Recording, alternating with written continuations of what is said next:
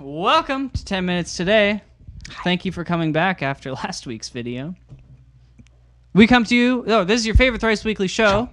We come to you every single Monday, Wednesday, and Friday with a brand new topic of discussion for your enjoyment. Don't forget to like, comment, subscribe, follow us on Twitter, pop, and share it with your friends.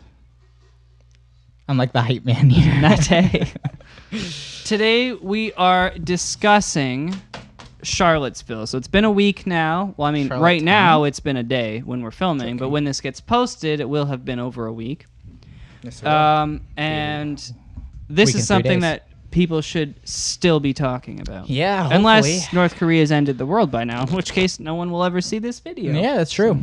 I wouldn't have even gotten around to editing it. Hello to the netherworlds. Yeah, you edited them on the same day, so no one will ever see this video. They won't. Anyways, in Charlottesville, Virginia, on Saturday, which was August 12th.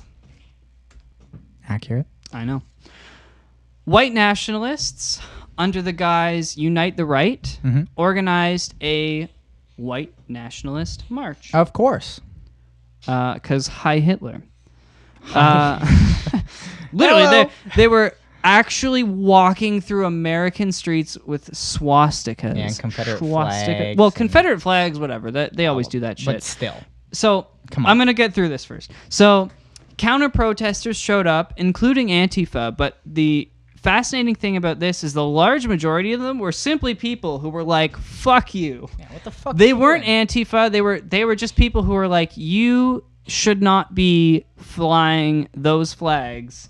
And literally, like Sig Heil in the street, like it was like literally. If you've ever watched Man in the High Castle, it was like Germany won the war. Like New York City is like Hi Hitler.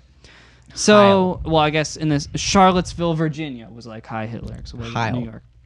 Heil, hi, whatever. Who cares? They lost the war. Hi Hitler. Things started popping off quickly. They did an overnight KKK style, holding torches in the street and singing white songs like the Macarena, I guess, or something. I don't really know. YMCA.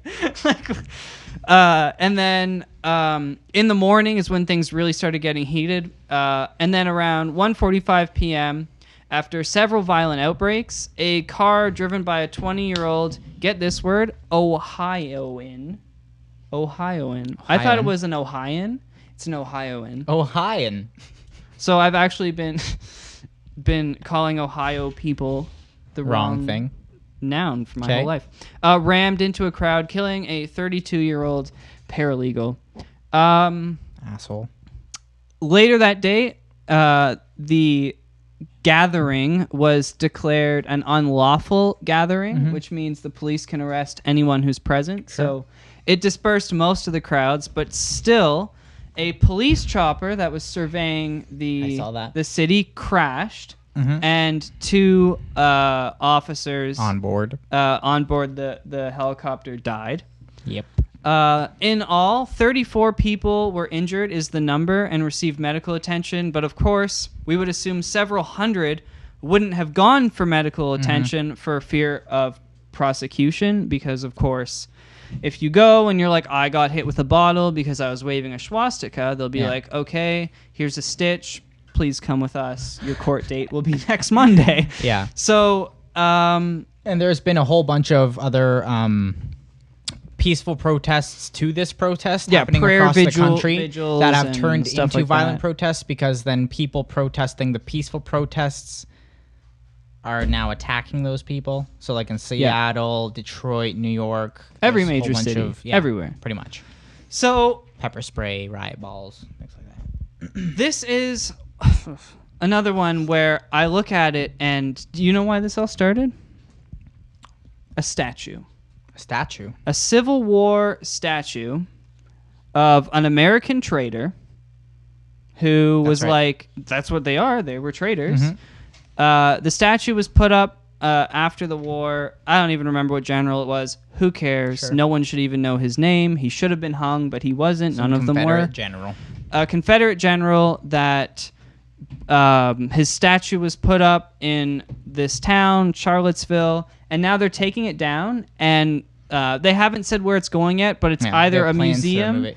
Well, it's either a museum or a private collection, but it's not going to be on public display anymore.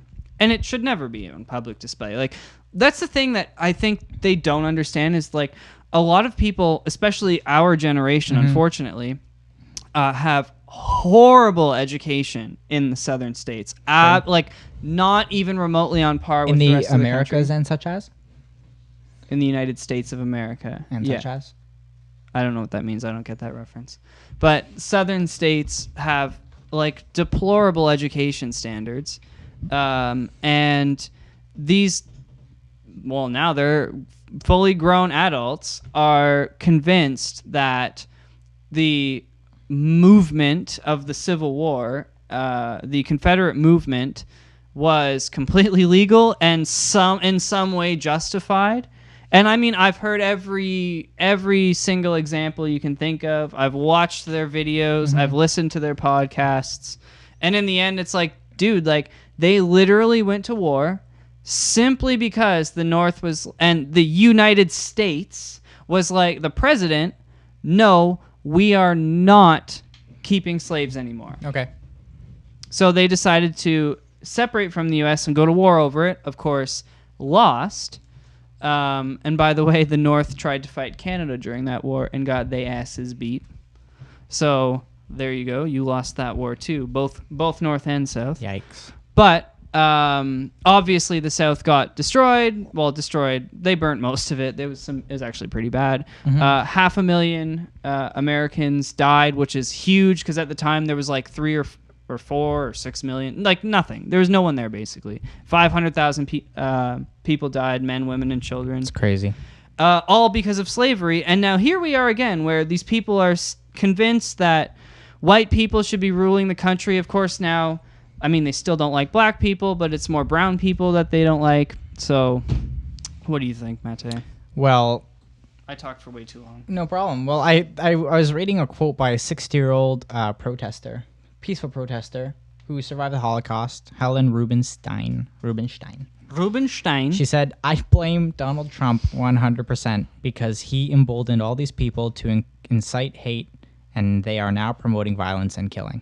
So do you think... Do you blame Donald Trump? Do I? No. If Hillary Clinton won, this would have just happened sooner. You think? Yeah. This moment would be when Antifa came to the front. It would have been anti-Hillary, and then finally today would have been when the Hillary supporters, the crazy left wing, comes out and goes, no, this is our time. So when it first happened, Donald Trump did not openly I have absolutely no problem with what he did. He didn't openly criticize the white supremacists and all them. Yes. And then a bunch of people resigned. Today, yeah, a bunch of people resigned from office that worked with him, and he was like, okay, I guess you're bad if you're KKK. Look, this is the problem with the social media world, because 15, 20 years ago, you would have expected the president's statement on Monday. He's on vacation. This happened on Saturday, and no matter what we are all being told, the president can't go out there and be like, white supremacy is wrong, and then on Monday we find out they weren't white supremacists, they were... But either way, something else. But either way, that statement, white supremacy is wrong, is not bad. I know. Or wrong. I know, but then that whole group that we thought were white supremacists that weren't. Sure. Now, all of them hate that politician who clearly they all support. It's like, no. From a political perspective, there's no way that they could have been completely sure of everything that was going on, right? Okay, but regardless. His first statement was that there is hate on both sides. And if you're on the left and you think that's not true, look up Antifa, you moron. Donald Trump was not wrong in his first statement. Yeah. He said both sides are wrong. He didn't come out and be like, white supremacy is wrong. He said the extreme right and the extreme left are both wrong. That is a politician's statement. It's just because he's gone through his whole political career being like, you're an Muslim and you're a terrorist. You wanted him to do that on Saturday. Now he acts like a politician. What does the left do? Oh, he's not calling it what it is. Come on, it's just political game. From the whole time, you're doing one thing and now you're doing another thing when it suits. That's because this was domestic, and he had a lot more advisors on his ass about it. And that's all the time we have for today. Don't forget to like, comment, subscribe, hit the thumbs up button. Do it now. Share it with your friends. Come back every single Monday, Wednesday, and Friday for a brand new episode. It's Friday.